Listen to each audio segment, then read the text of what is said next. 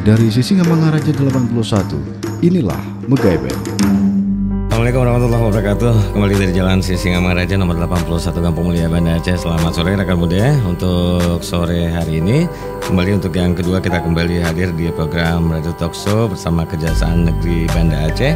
Dan untuk sore hari ini kembali kita akan mengupas tuntas tentang cyberbullying. Apa itu cyberbullying dan bagaimana cara mengertikannya? Nanti rekan muda juga bisa berinteraksi di 0813 6154 5556. Dan seperti kita ketahui bersama, cyberbullying merupakan sebuah tindakan atau perundungan di dunia maya dan dengan menggunakan teknologi digital, dan ini dapat juga terjadi di media sosial, platform seperti chattingan, platform bermain game, dan juga di beberapa media sosial lainnya. Dan untuk rekan Muda MegaFM sudah hadir pula di studio untuk sore hari ini bersama Ibu Yuni Rahayu SHMA. Assalamualaikum Bu. Waalaikumsalam warahmatullahi wabarakatuh. Ya, kemudian juga ada Bapak M. Haikal SPSI MPSI Psikologi. Selamat sore Pak. Iya, sehat semua Pak. Alhamdulillah. Bagaimana sih sebenarnya kita membedakan antara lelucon, candaan, atau yang namanya bullying? Karena banyak orang yang ada beberapa memang belum bisa membedakan mana ini bullying, mana ini lelucon. Betul. Atau bahkan kita sering menganggap lelucon ini sebagai bullying gitu. Bisa karena mungkin kita cukup sensitif dalam merespon apapun gitu. Nah yang perlu kita ketahui, kalau misalnya bullying itu pasti ada salah satu yang tersakiti. Yang tersakiti berarti korban kalau kita bicara dalam proses perundungan. Dan ada satu pihak yang terpuaskan. Berarti ada satu yang tersakiti dan ada satu yang memang terpuaskan, baik itu secara emosional maupun secara kekuasaan. Nah, kalau misalnya lelucon itu lebih kepada perilaku yang sukarela, suka sama suka.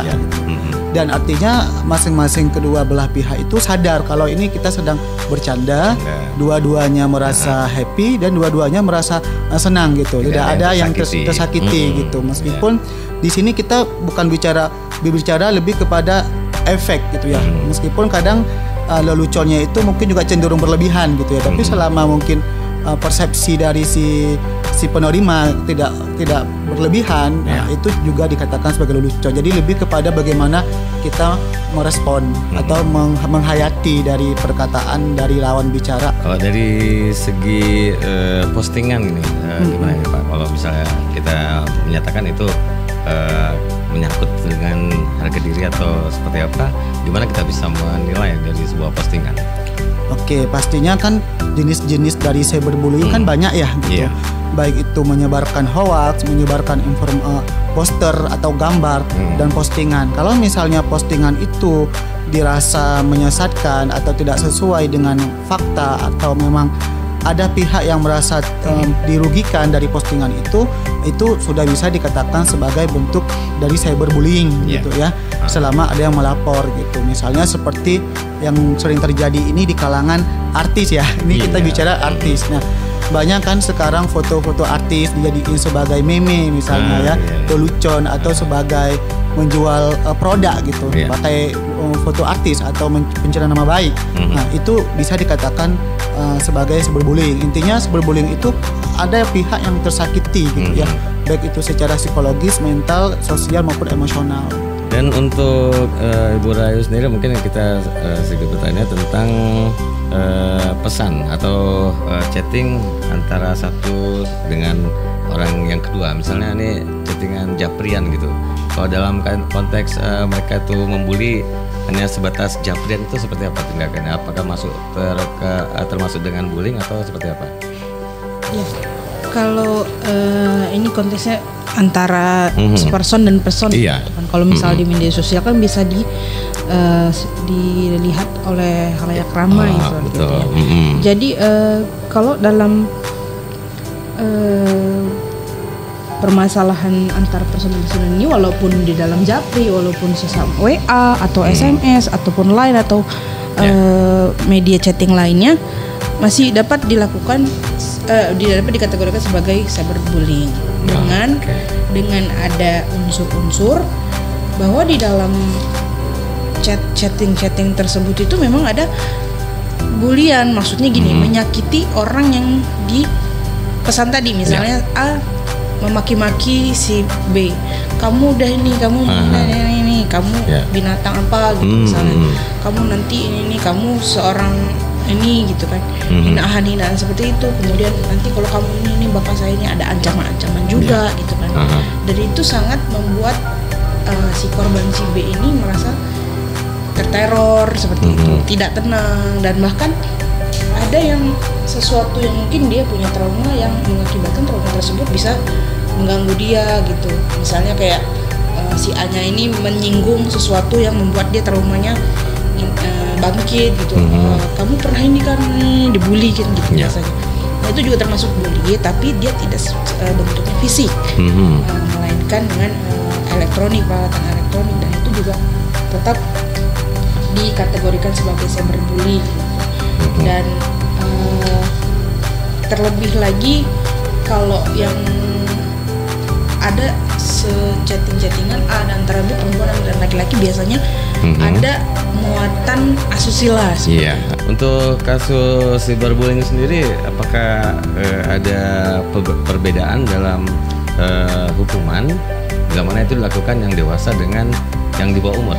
Ya, kalau untuk batasan umur, kalau yang anak di bawah 18 tahun, di bawah 18. Itu kita akan melaksanakan proses hukumnya dengan menggunakan Undang Nomor 11 Tahun 2012 tentang Sistem Peradilan Pidana Anak.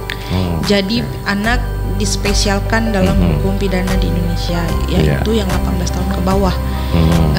Dan terkait dengan hukuman atau sanksinya, itu ada perbedaan dengan antara dewasa dengan anak. Yang mana anak itu hukumannya setengah dari hukuman orang dewasa. Seperti itu. Dan cara memperlakukan, men-treat anak-anak di hadapan hukum itu sangat berbeda dengan orang dewasa seperti itu. Dan yang utamanya adalah upaya yang dilakukan kepada anak. Hukuman penjara itu yang paling terakhir. Bagaimana kita bisa melakukan diversi namanya, yaitu upaya diversi adalah upaya bagaimana cara mendamaikan atau membuat anak tersebut bisa berdamai dengan korban, misalnya ada musyawarah seperti itu, bagaimana kita damai, karena kan anak-anak wajib diversi seperti itu. Nah, itu ada upaya diversi. Kemudian kalau nggak bisa juga, misalnya korban tidak mau berdamai, itu di tingkat penyidikan polisi dimulai diversi, kemudian nanti di penuntutan kita upayakan diversi lagi. Mau nggak berdamai dengan korban, ganti rugi. Nanti kan anak-anak otomatis keluarga atau orang tua walinya yang bertanggung jawab untuk ganti rugi, karena kan anak-anak nggak punya uang seperti itu. Kalau misalnya ada kerugian material di dalamnya, kalau misalnya nggak mau, korban juga nggak mau damai misalnya, kita upayakan diversi lagi di tingkat pengadilan seperti itu. Dan kalau di dalam pengadilan juga tidak ada titik temu musyawarah gitu, maka baru disidangkan secara acara pidana seperti biasanya di pengadilan.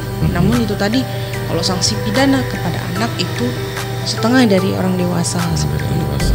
Dan dalam pemidanaannya pun di lapas khusus anak, kemudian ada juga LPKS, itu penitipan anak, itu mereka tidak dibuat seperti dewasa penghukuman seperti itu, tapi lebih dibina seperti itu. Ya, sekolah tetap sekolah, kemudian bimbingan agama tetap berjalan, mengaji dan sebagainya, layaknya anak-anak yang memang di luar, bedanya dia hanya di dalam saja gitu.